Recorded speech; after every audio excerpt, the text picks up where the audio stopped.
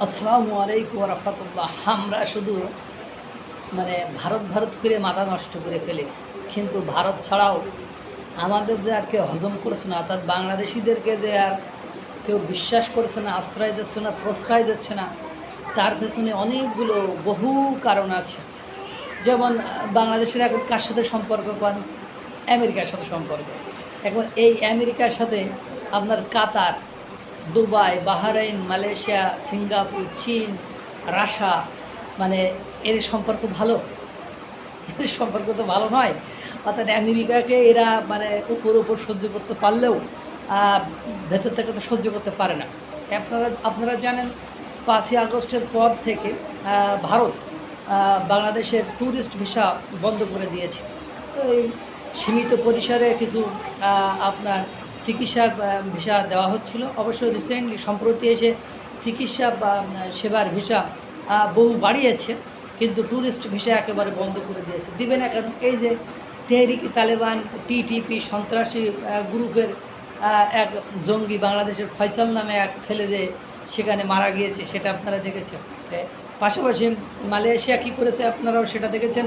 Malaysia থেকে আপনার কতজন জঙ্গিকে বাংলাদেশে ধরে পাঠিয়ে দিয়েছে, ওরা কিছু সাজা দিয়েছে আর বাকিদেরকে বাংলাদেশে পাঠিয়ে দিয়েছে। পাশাপাশি চীনের সাথে এত ঘনিষ্ঠতা বাংলাদেশে, কিন্তু চীন কিন্তু ট্যুরিস্ট ভিসা দিলেও সেই ট্যুরিস্ট ভিসার এত জটিলতা, এত দীর্ঘসূত্রিতা যে ওখান থেকে আপনার বিমানবন্দর থেকেই অনেককে আবার ফেরত পাঠানো হচ্ছে এরকম জটিলতার কারণে। এরপরে দুবাই, কাতার, বাহরাইন, সংযুক্ত আরব আমিরাত, সৌদি আরব, এরা পর্যন্ত আপনার ভিসা বন্ধ করে দিয়েছে যে সেই সকল দেশে আপনি যেতে পারবেন না, বা সেই সকল দেশগুলোতে আপনি কাজ করতে। কারণ আমাদের বাংলাদেশের যে আজকে অর্থনৈতিক অবস্থা, এই অর্থনৈতিক অবস্থায় সবচেয়ে গুরুত্বপূর্ণ ভূমিকা পালন করে কী বলেন? রেমিটেন্স।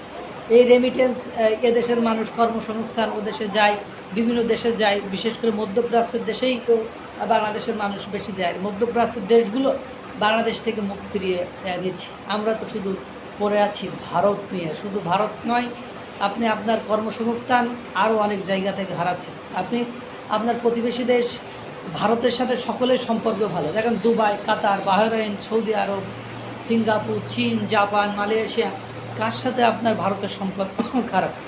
সবার সাথে কিন্তু চরম লেভেলের ভারতের সম্পর্ক ভালো। ভারতের সাথে সকলেই পর্যাপ্ত পরিমাণে ব্যবসা বাণিজ্য করে। আর সেই ভারতের সাথে যখন আপনার সম্পর্ক খারাপ, সেই ভারত যখন আপনার ভিসা দেওয়া বন্ধ করে দিচ্ছে, ওনাকে ওই দেশকে দেখে অন্যান্য দেশও যে আপনার ভিসা বন্ধ করে দেবে, এটা স্বাভাবিক। আপনার প্রতিবেশী যখন আপনি নর্মালি আমি যদি বলি, আপনার ছেলে অথবা মেয়ে বিয়ে দেবেন, অথচ আপনার ছেলে মেয়ে দেখতে এসে যখন প্রতিবেশীর কাছে মেয়ে পক্ষ জিজ্ঞাসা করে যে ওই ছেলেটা কেমন, প্রতিবেশী যদি বলে আর বলেন না ভাই, ওর চরিত্র এরকম, যেমন ও নেশা করে, ও আয় রোজগার করে না, ও লুচ্ছামি করে, তাহলে বলেন আপনার সেই মই বেটা কি আপনার মেয়ের সাথে ছেলের সাথে তার মেয়েটাকে বিয়ে দেবে বা বিয়ে দিতে আর আগাইবে? আপনি যতই পীর সাজেন না কেন, যদি সেই মেয়েও ত্রুটি বিচ্যুতি না থাকে। ঠিক অবিকল যে আপনার প্রতিবেশী রাষ্ট্র, সে আপনার তার সাথে আপনার যখন সম্পর্ক খারাপ হবে, অর্থাৎ ভারতের সাথে আপনার ভারতটাও আপনার 3 দিক, আবার ভারতের সাথে আপনি পর্যাপ্ত ব্যবসা বাণিজ্য করেন। সেই ভারত যখন আপনার ট্যুরিস্ট ভিসা বন্ধ করে দিয়েছে, বন্ধ করে দেওয়ার কারণ তারা হিসাবে জঙ্গিকে দেখাচ্ছে, জঙ্গি সন্ত্রাস এগুলো দেখাচ্ছে। এবং এই মালয়েশিয়ায় যে জঙ্গি ধরা পড়ছে, পাকিস্তানে যে ধরা পড়ছে, দেশের অভ্যন্তরে ধরা পড়ছে, যখন এগুলো হচ্ছে, এবং আপনি 5ই আগস্টের পরে 300-400 দাগি জঙ্গি বা সন্ত্রাসদেরকে একেবারে জামিনে ছেড়ে দিয়েছেন, অনেকে পালিয়ে গিয়েছে, তাদেরকে আপনি নিয়ন্ত্রণে নিয়ে আসতে পারেন নাই। তখন প্রতিবেশী দেশের এই সার্টিফিকেট, প্রতিবেশী দেশের এই কথাবার্তা যখন দেখবে, তখন কি করবে?